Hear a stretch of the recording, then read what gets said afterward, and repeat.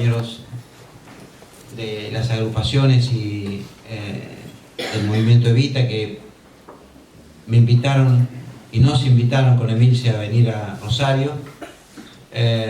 Un agradecimiento a la bancaria que nos permite estar hoy disfrutando de esta hermosa sala para compartir algunas ideas, y uno de ustedes que se tomaron el trabajo de venir aquí seguramente para conversar y intercambiar cómo pensamos que va a evolucionar el futuro a la luz de los cambios que vive hoy el movimiento popular en la Argentina. Y la verdad que es importante que se produzcan estas reuniones, porque las cosas que están pasando en la Argentina son mucho más profundas de lo que nosotros tal vez imaginábamos muy poco tiempo atrás, pero son profundas, y lo que tenemos que hacer es mirarlas cuidadosamente, porque nos obliga a hacer una sintonía fina sobre cómo encarar las responsabilidades que cada uno de nosotros tiene para encaminarnos en un contexto como el que hoy vivimos en nuestro país, en donde la incidencia de la economía es fuertemente decisiva en el rumbo que toma el gobierno. Uno debería decir, es un enfoque muy economicista, y yo creo que ser de los economistas menos economicistas que hay, porque para mí la economía solo me interesa cuando trabaja el tema del poder. Cuando no trabaja el tema del poder se convierte en una cosa tecnocrática que lo que en realidad hace es no cuestionarlo y al mismo tiempo consolidar el poder existente. Cuando uno trabaja el concepto de economía política, trabaja una mirada más larga y mira lo que a mí me interesa, que es la relación de cómo se mueven las clases, los actores en el escenario y quién puja por la distribución del excedente. Todo lo demás es tecnocrático. No lo desvalorizo, es muy útil. Pero a mí me interesa en esta etapa de la vida la cresta de la ola, que es donde se definen los garbanzos, que es en la arena de la distribución de la riqueza. Digo esto porque hay una situación, digamos, que somos minoría en la Argentina, los que discutimos cómo encarar este debate. El grueso de la militancia, incluso yo mismo, que me tomó tiempo asumirlo, nos inclinamos a la militancia política por el hecho de ver situaciones de mucho impacto sobre la pobreza. Estábamos conversando con los compañeros, mi debut en la política, yo soy cordobés, estudié en la Universidad de Córdoba y mi primer año de facultad fue debutando políticamente en el Cordobazo. Entonces vengo de una escuela que siempre trabajamos en la calle contra las injusticias sociales. Pero el problema en la Argentina es la pobreza, pero el de fondo es la riqueza.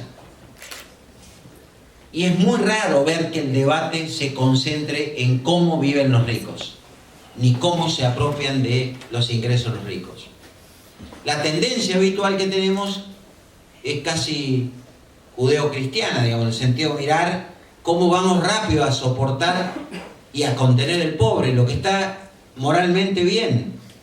Pero políticamente tu problema no es cómo el pobre es excluido, sino quién lo está excluyendo y qué hace para excluirlo. Si no entendemos cómo es el proceso de formación de la riqueza en la Argentina, cómo vive el 5% más rico y cuánto se apropia el 1% más rico, no vamos a explicarnos nunca por qué recurrentemente pasan los hechos que pasan con la generación de ciclos de tanta inestabilidad. Un primer tema que hay en la Argentina que vale la pena recordarlo y también no es muy frecuente que ustedes lo escuchen: no hay tantos países como la Argentina. Diría que hay, los dedos de la mano sobran 4 para encontrar un país como la Argentina que tenga las condiciones de la Argentina. La Argentina tiene un sector agrícola muy próspero, tiene un sector agrícola muy productivo, de altísima competitividad y que reacciona muy rápidamente ante cambios en los precios relativos. Dicho en pocas palabras, la agricultura del mundo es capitalista, la de la Argentina es rentista. ¿Saben qué es la renta para la economía política? Es el plusvalor que gana el productor porque los precios de los productos que produce la tierra se fijan en las tierras de peor calidad. De allí en adelante, quienes están en la zona núcleo siempre van a tener más ganancias que sus competidores de Ohio, o sus competidores de Australia, o sus competidores de cualquier otro lugar de altísima productividad como tiene la Argentina.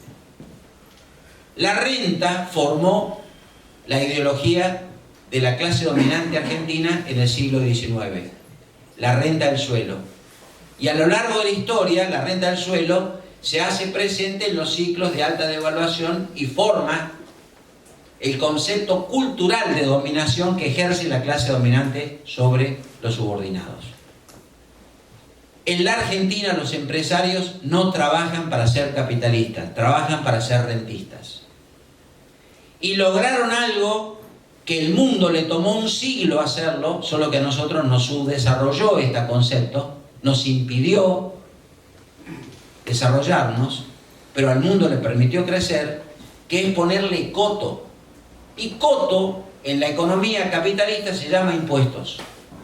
Al que gana mucha guita en el mundo se le cobra impuestos. O sea, un empresario, yo estudié en Canadá, un empresario argentino, si tuviera que pagar y actuar como actúa un empresario en Canadá, o actúa en Nueva Zelanda, o actúa en Australia, sentiría que está viviendo en el comunismo. Porque no estaría permitido las obscenidades que se ven en nuestro país. En materia patrimonial, en materia impositiva, en elusión, evasión, fraude, las cosas que se ven aquí. Y a las cuales me voy a referir en el contexto de esta charla. Entonces, este tema, tengámoslo claro, porque si no, no entendemos la lógica de la Argentina. No vamos a entender a Macri tampoco. Yo el primer día que ganó la elección Macri, lo primero que dije, vuelve Martínez de Oz. Porque Macri es la sociedad rural. Y el concepto de renta, que quien más labora por ese trabajo, por ese concepto de entender que la Argentina es agrícola, productora, esta cosa canchera del productor rural, o que hace ostentación. No es chiste lo de las familias tradicionales pasando la línea en Ecuador, llevando la vaquita para darle la leche a los chicos en Europa mientras estaban de vacaciones y tirar la loza y los cubiertos de plata cuando cruzaban el Ecuador. Será novelesco, pero es cierto. Y eso, con la modernidad y la posmodernidad, fue formando una ideología. Entonces, el gran éxito de la clase dominante en la Argentina, que hoy no está en el campo solamente, es haber moldeado el sistema bancario y financiero que actúa de la misma manera. Lo voy a decir en términos muy vulgares, porque tengo unos cuantos años de calle.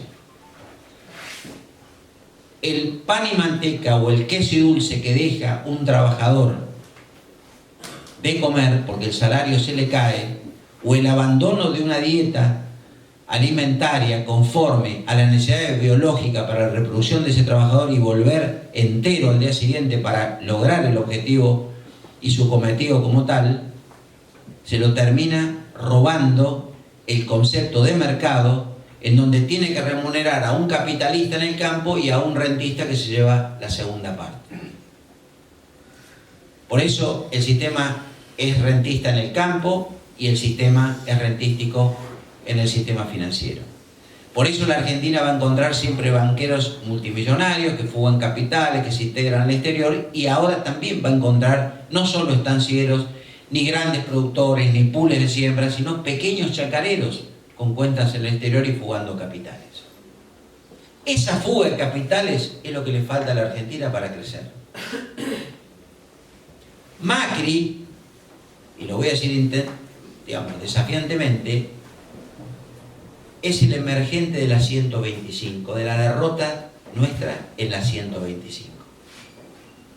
Es la nave insignia del sector que triunfó en la 125 hasta que encontró aquel individuo que le garantizaba, con sus limitaciones, con su pobreza intelectual, pero con sus intereses, llevar adelante el manejo de la economía para devolverle los recursos, no todos, que de alguna manera el gobierno en 12, 13 años de gestión logró transferir a los pobres. Nuestro gobierno hizo menos pobres a los pobres, pero los ricos se hicieron más ricos. Eso permitió ir produciendo cierto desgaste porque necesitábamos tener un crecimiento que no tuvimos. Necesitábamos completar el desarrollo industrial que la Argentina necesitaba para profundizar el modelo y no lo hicimos. Es materia de otra discusión seguramente y lo podremos discutir un poco. Este país, y esto lo digo también insistiendo enfáticamente, peleémonos con los bárbaros que dicen que la Argentina produce por 400 millones, 300 millones del mundo alimentos para darle comer a 300 del mundo, millones de personas. Nosotros no le podemos dar de comer a 42 millones de personas, así que muy pobres podemos ser si no le damos de comer a 42 millones de personas y pensamos que vamos a ser, como dice la barbarie, el supermercado del mundo.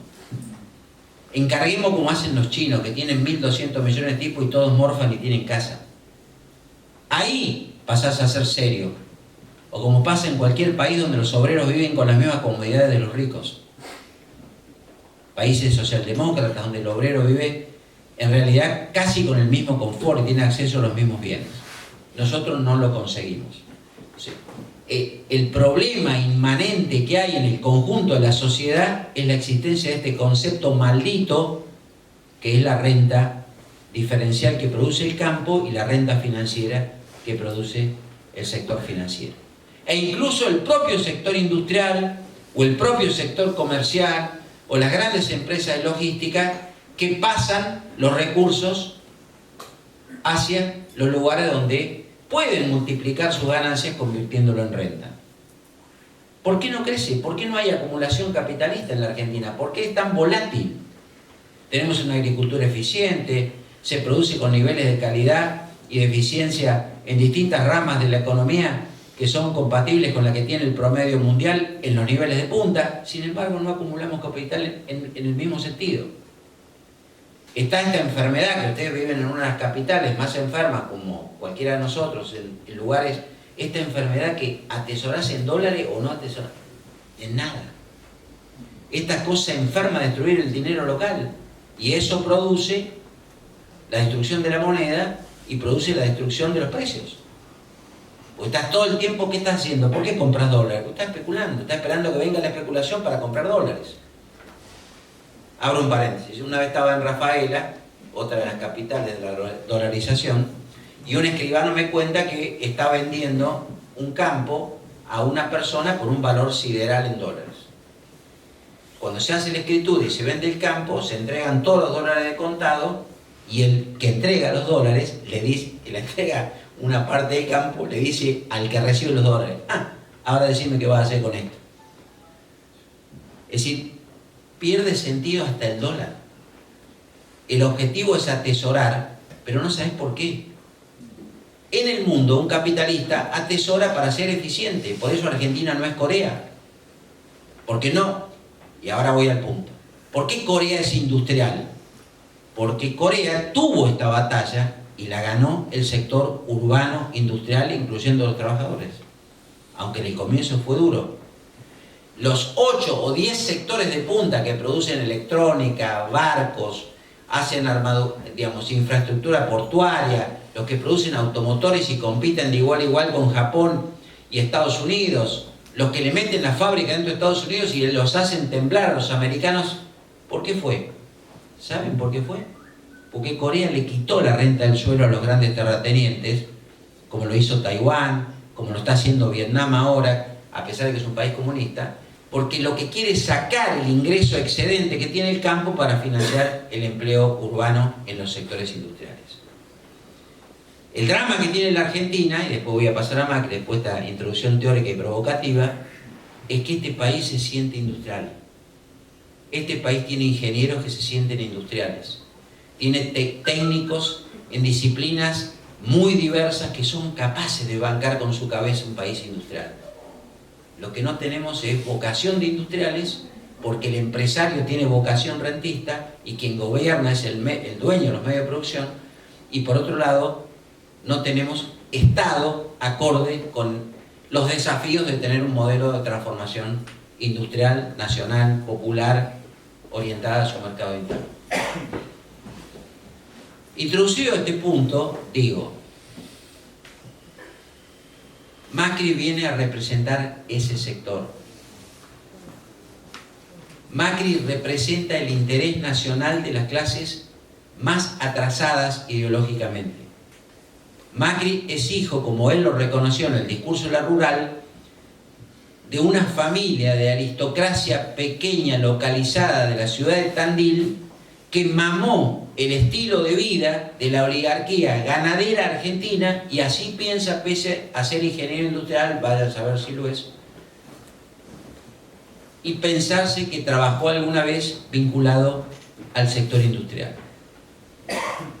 Macri no viene a armar una economía moderna, no viene a jerarquizar el trabajo, no viene a ganar mercados. Su objetivo es reprimarizar la Argentina con el sector agrario y la minería, y algo de la producción petrolera, si incluimos a la minería en el petróleo. Punto.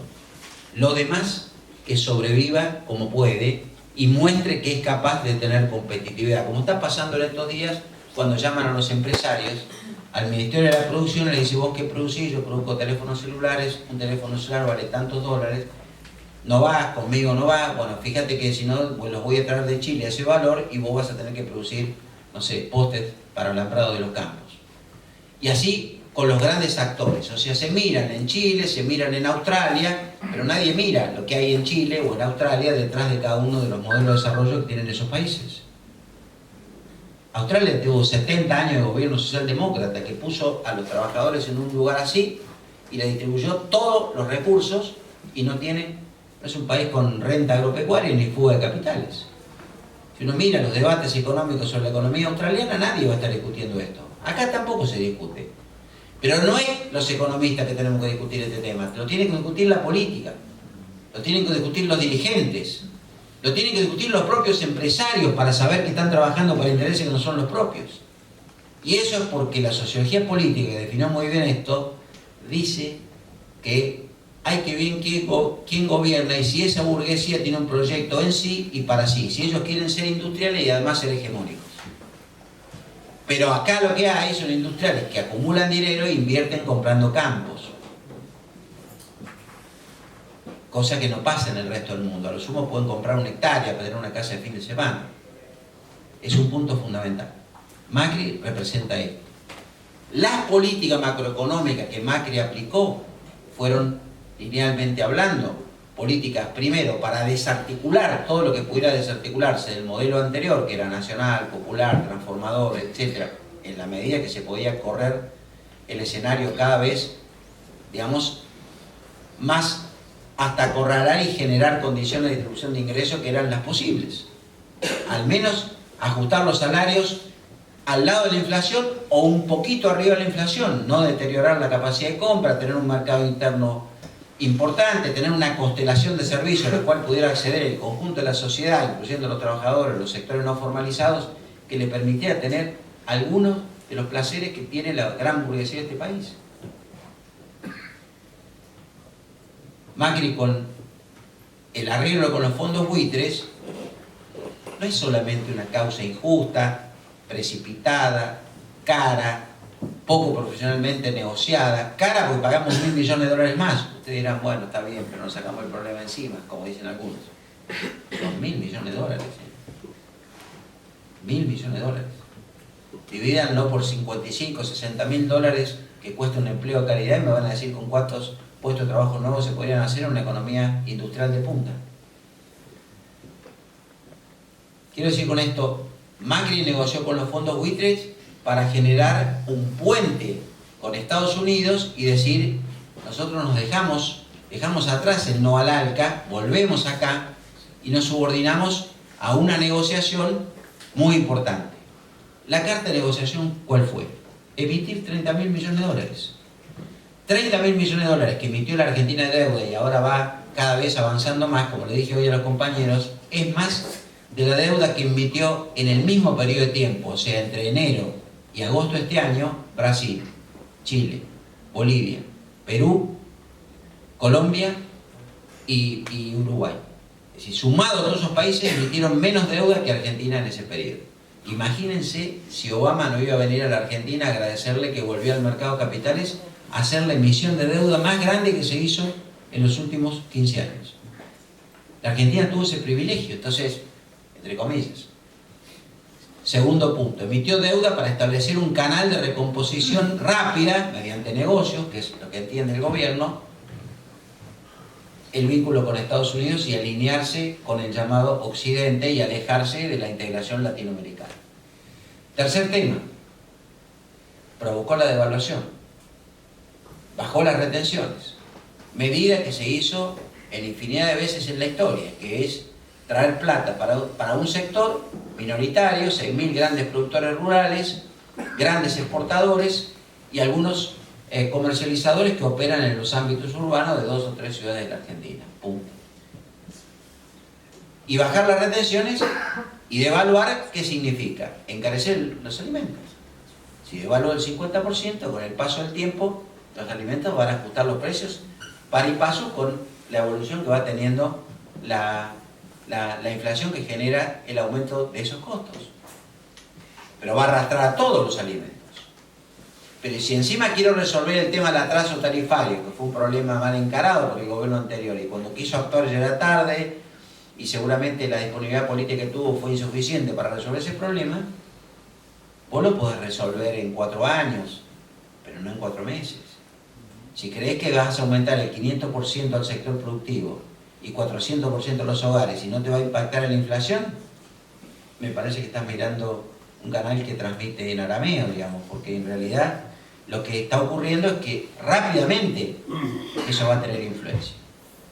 Si además escogés la metodología de combatir la inflación subiendo las tasas de interés, dejar el dólar planchado, una vez que lo colocaste en 15.50 o en 15 o en 14.90 o en 15.20 y la tasa de interés la llevas al 38%, que es impúdica, no hay negocio que pueda retribuir un endeudamiento con ese nivel de tasa de interés, porque si la tasa cuesta 38, prestándole al Banco Central, ¿cuánto es la tasa que el que se va a tomar un crédito tiene que pagar por endeudarse? ¿Qué es el crédito? ¿El crédito qué es? Es el capital que un pequeño empresario, un gran empresario no tiene para encarar una determinada actividad, que el sistema financiero le anticipa, y cuyo costo-oportunidad, o sea, el precio de traer ese capital anticipado para producir y comprar la maquinaria, es equivalente al plazo que va a tener para devolverlo en el tiempo. Yo necesito 100 unidades monetarias para comprar este vaso, no lo tengo, el sistema financiero me lo presta. Me permite a mí comprarlo, dar trabajo, generar un ingreso, rentabilidad, lo pago, me anticiparon el capital. Eso tiene un costo. Ahora, si a mí me ponen una tasa del 40%, 45%, me ponen una tasa para medianas, pequeñas empresas de esas magnitudes, la probabilidad de que yo devuelva eso es nula, poner ningún negocio que provoque semejante retribución ni tasa de ganancia. Entonces, lo más probable es que aquel que se tenga que obligatoriamente endeudar, lo que hace es trasladar el costo financiero a los precios. Pero lo más grave, no va a invertir. Porque el excedente lo va a volcar al aparato especulativo. Entonces va a decir, yo en lugar de colocar ese dinero en la máquina que me permitiría ganar dinero, gano más dinero si mi capital lo invierto en el sistema financiero, que es lo que pasó acá. Entonces tuviste el ahorro local volcado a las altas tasas para lo que llamamos tasas pasivas, que es la captadora del sistema financiero, y a su vez capitales internacionales que vienen a la Argentina a ganar una tasa del 3% mensual en pesos, que convertido a dólares pasa a ser el 2,75, y este inversor extranjero termina ganando en un mes en la Argentina lo que en un país desarrollado gana en un año. Se queda 4 meses en la Argentina, invierte en el circuito especulativo y gana lo que gana en un país desarrollado en 4 años. Entonces, Macri encaró esto pensando que el consenso social del 50% de los votos que sacó era suficiente para llevar adelante reformas muy profundas que se llaman institucionales, no solo porque cambian el rol del Estado, sino cambian el rol del mercado, pensando que iba a ser un almuerzo gratis, que la inflación la iban a poder controlar, en 20%, en 22%, porque pensaban que el gobierno anterior hacía todas las cosas mal. Resulta que hoy tenemos una inflación que duplica a la última que heredaron. Tenemos un déficit fiscal, porque bajaron los impuestos y el gasto público lo mantuvieron, pues no tuvieron posibilidad de reestructurar el gasto público y encima no pagaron ni las obras públicas, ni licitaron nuevas obras, ni llevaron adelante absolutamente nada, pero el gasto público está más alto que en la época del gobierno de Cristina. Y el año que viene, ya anticipó ayer el ministro de Hacienda, dijo va a ser 1 punto más del Producto Bruto. Si sumamos todo ese gasto, más los nuevos compromisos que antes no teníamos, que era la deuda externa y que ahora hay que ir empezando a pagarla, la que estamos emitiendo ahora, y le sumamos el déficit del Banco Central, porque el déficit del Banco Central, que tiene 600.000 millones de pesos en LEVAC, genera el 30% de costo. Son 180.000 pagos. Es un mes y un cuarto de un segundo mes de recaudación. O sea, quiere decir que vos tenés que sumarlo al déficit público. Está generando 8 puntos del Producto Bruto, algo que ellos, sumando todos esos mismos datos, no le daba ni por asomo arriba del 5,5-6%, cuando en realidad todos sabíamos que era el 4,5% tal como se mide técnicamente el déficit. O sea que hoy el déficit fiscal es más alto y lo proyectan más alto. Por eso le decía a los compañeros hoy que los principales opositores al gobierno de Macri es la derecha, es Broda, Esper, que lo insultan por televisión, dicen que no hace cosas bien porque ellos creen que la inflación es fiscal. Y Macri tiene un gran problema en su equipo económico, no tiene ministros. Terminó siendo él el ministro, porque distribuyó el poder en función de asientos de representantes del sector privado para armonizar la representación política estructural en el interior del Estado y en definitiva no tiene árbitro. Entonces uno se pelea con otro, uno hace una política, el otro otra. Digamos, uno dice el costo financiero está muy caro, el Banco Central, dice el ministro de Hacienda, el Banco Central le sube la tasa, entonces le encarece el costo del crédito. Dice, estamos recuperando la economía y sube el Banco Central la tasa o devalúa y le genera un obstáculo a la economía para recuperarse. Esa puja que ven en el interior del Estado son los intereses que están en juego, que no han dirimido ni han saldado sus diferencias en el interior del Estado.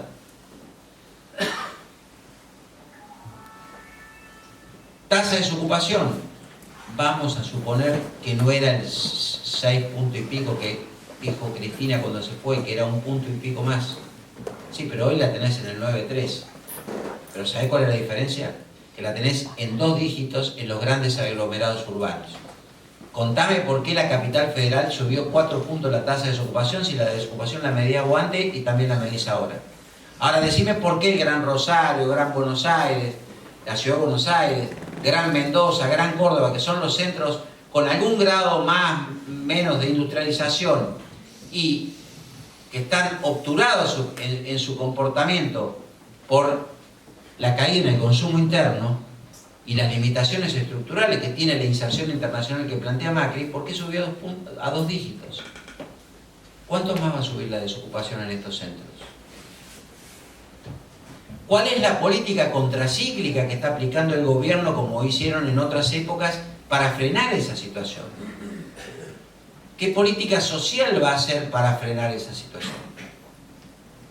Porque la pobreza te toma muchos años combatirla, pero te toma horas en generarla.